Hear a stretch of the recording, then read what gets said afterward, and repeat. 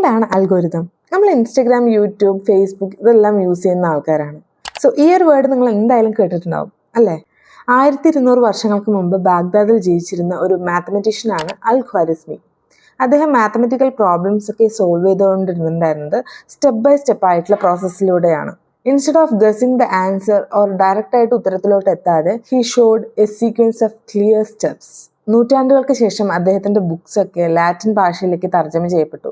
അങ്ങനെ അൽ ഖ്വാരിസ്മി എന്നുള്ള പേര് അൽഗോരിതം ആയിട്ട് മാറി. ഇന്ന് അൽഗോരിതം എന്നുള്ള വേർഡ് എല്ലാവിടെയും ഉണ്ട് അല്ലേ?